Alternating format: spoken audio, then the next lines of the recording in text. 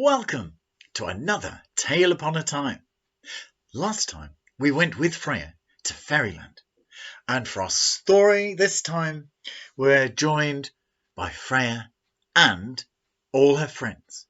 So, if you're sitting comfortably, we'll begin. It was a few days after Freya's meeting with Luna and Aurora in Fairyland that her mother said, "Freya, would you like to invite your friends around for tea? I can make some more fairy cakes." "Oh, yes, please, Mum. That would be great." With that, Freya went outside to meet up with her friends who were chatting together. "Mum says, would you all like to come to tea? Just make sure it's okay with your families, and then I look forward to seeing you at, 3 o'clock.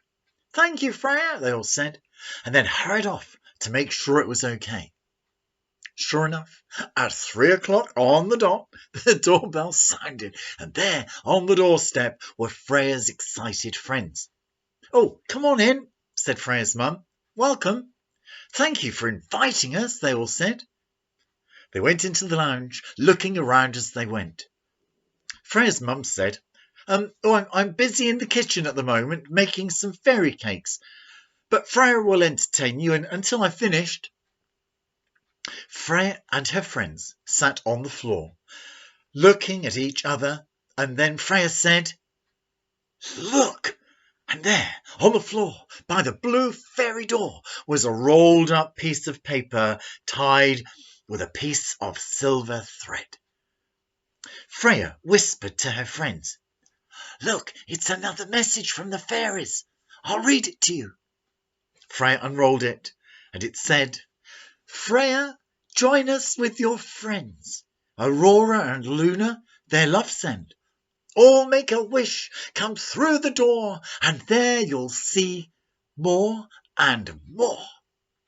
Freya's friends were really excited and opened their palms, blew and whispered, "I wish."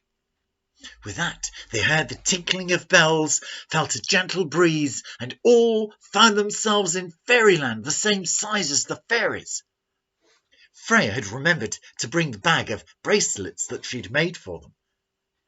They all said, "Wow," looking around them at the magical world. Luna and Aurora came forward, introduced themselves, then said, "Would you all like to see more of Fairyland?" They all said, "Oh, yes, please." "Then join hands with us. We'll fly right up into the sky." And suddenly a circle of butterflies, including red admirals, tortoiseshells, and others, made a circle around them, and they all went higher and higher and higher. It was amazing. "Look down," said Luna.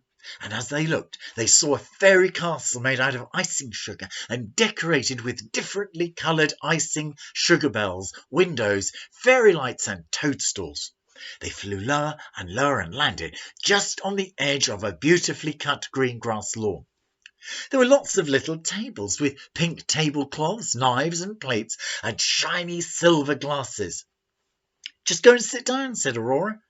Freya and her friends all sat down and excitedly waited to see what would happen next. And suddenly, through a glass door, came bees carrying trays and serving honey juice on slices of bread and butter. They were dressed in black trousers and waistcoats of yellow and black. Next, dragonflies flew above them and poured blueberry juice into their glasses. "It's lovely to have you all here in Fairyland," said Luna. Suddenly, across the lawn, to the sound of bagpipes, came a group of hedgehogs, foxes and badgers. They were all dancing a wonderful forest dance, calling out, "Hi, hey, hey, ho, hi, hey, hey, ho," as they moved faster and faster and faster. Once Freya and her friends had finished eating and drinking, they all joined in with the dance, spinning and twirling, along with the rabbits, hedgehogs, foxes and badgers. One rabbit twitched his long ears, cleared his throat, and said, "It's wonderful to have visitors from human land here at the fairy castle. There is magic to be found in both our lands, and what we need is imagination and just to be ourselves to find it. Please explore a little more and find the magic of fairyland. With that, Freya and her friends thanked the rabbits, foxes, badgers and hedgehogs for their entertainment and joined hands again with the fairies in the circle of butterflies to continue on their travels. And as they looked down, they saw a forest of fir cones, and the smell of pine fir cones was delicious.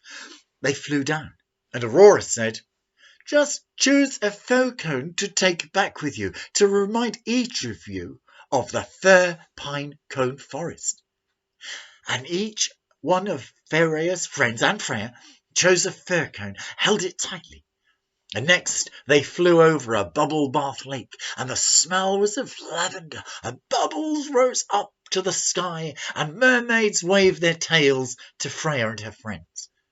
And finally they flew over an icy cave with icicles hanging down, and two beautiful white polar bears were playing musical notes on the icicles. "Do you know the tune, Freya?" "Yes, I do," said Freya. "It's Let It Go from Frozen." "We've played that especially for you all," they said. "Thank you so much, polar bears. It was magical." And the polar bears waved and smiled back at them.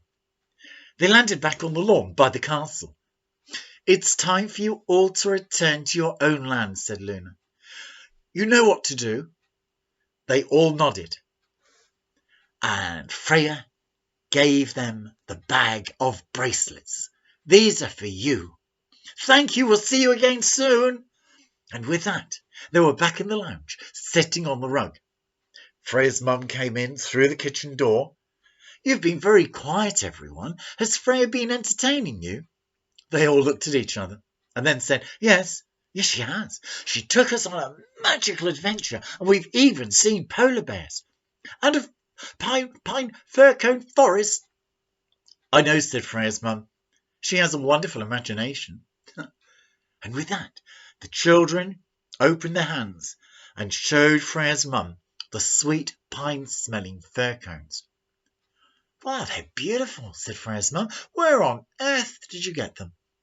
All together the children said, "From Freya's imagination." But we all know about their magical journey to fairyland. If you'd like to ask for a story, with your family's permission, go to www.chrisnorththestoryteller.com and there look for comments, the comments section, and if you want a story, just ask for it there, and in time you will find it on my YouTube channel. Thank you for watching and listening. Thank you.